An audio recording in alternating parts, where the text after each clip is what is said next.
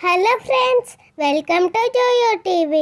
ఈరోజు ఇంకో కొత్త స్టోరీ తెలుసుకుందామా? అనగనగా పచ్చని పొలాలతో చిన్న చిన్న ఇళ్లతో ఒక అందమైన గ్రామం ఉండేది. ఆ గ్రామంలో రామన్న అనే మంగలివాడు ఉండేవాడు.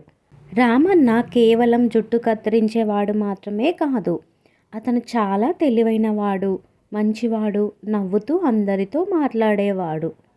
అతని దుకాణానికి వచ్చిన అందరితో నవ్వుతూ మాట్లాడుతూ ఉండేవాడు. ఆ గ్రామానికి పక్కనే ఒక పెద్ద అడవి ఉండేది. రాత్రుళ్ళు ఎవరూ అక్కడికి వెళ్ళేవారు కాదు. గ్రామస్తులు ఒక మాట చెప్తూ ఉండేవారు, ఆ అడవిలో ఒక దయ్యం ఉంటుంది అని. ఒకరోజు పక్క గ్రామం నుండి రామయ్యకు పిలుపు వచ్చింది. పెళ్లిలో చేయాల్సిన పని గురించి రమ్మని రామయ్యను పిలుస్తారు. రామయ్య ఆనందంగా బయలుదేరతాడు. రామయ్య ఆ పెళ్లికి వెళ్ళి అక్కడ పనులన్నీ ముగించుకునేసరికి సాయంత్రం అవుతుంది.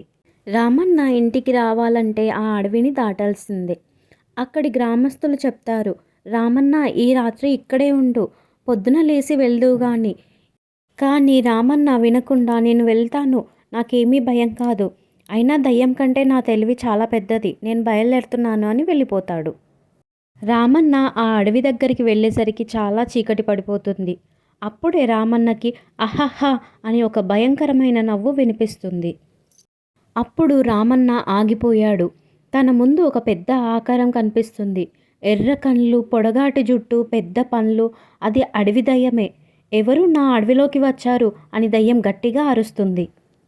రామయ్యకి కొంచెం భయం వేసింది, కానీ ఆ భయాన్ని బయటకి చూపించలేదు.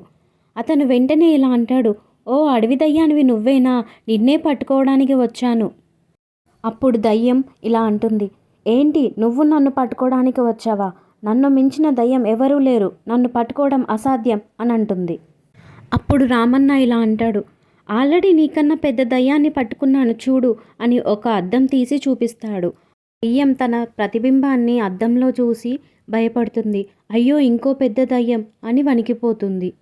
అయ్యో వద్దు వద్దు, నన్ను తీసుకెళ్లకు, దయచేసి నన్ను క్షమించు అని వేడుకుంటుంది. ఇకపై నేను ఎవరినీ భయపెట్టను, నన్ను వదిలేయు అని బ్రతిమాడుతుంది. అప్పుడు రామన్న, సరే కానీ ఒక షరతు ఉంది, ఇక నుంచి నువ్వు అడవిలో వచ్చే వాళ్ళని ఎవరిని భయపెట్టకూడదు, ఈ అడవిని వదిలి వెళ్ళిపోవాలి, ఇక నుండి నువ్వెవరిని భయపెట్టకూడదు అని రామన్న దయ్యంతో చెప్తాడు. అప్పుడు దయ్యం, సరే నేను ఇక నుండి ఎవరిని భయపెట్టను, ఈ అడవిని కూడా వదిలి వెళ్ళిపోతాను, నన్ను వదిలేయు అని అక్కడి నుండి వెళ్ళిపోతుంది. చివరికి రామన్న గ్రామానికి చేరుకుంటాడు. రామన్నను చూసి అందరూ ఆశ్చర్యపోతారు. ఈ సమయంలో రామన్న ఎలా వచ్చాడు అని ఆశ్చర్యపోతారు. రామన్న నువ్వెలా వచ్చావు ఈ సమయంలో, దయ్యం నిన్నేమీ చేయలేదా అని అంటాడు. అప్పుడు రామన్న, దయ్యమా నన్నేమీ చేయలేదు, జరిగిందంతా రామన్న చెప్తాడు. అప్పుడు గ్రామం వాళ్ళు చప్పట్లు కొట్టి రామన్నని అభినందిస్తారు. ఇక ఆ రోజు నుంచి గ్రామస్తులు రాత్రి సమయంలో కూడా ఆ అడవి మార్గంలో ధైర్యంగా వెళ్ళేవారు. పిల్లలు, ఈ స్టోరీ మీకు నచ్చిందా? నచ్చితే ప్లీజ్ జోయో టీవీని సబ్స్క్రైబ్ చేసుకోండి. Thank you for watching this video. Please like, share, subscribe to Joyo TV.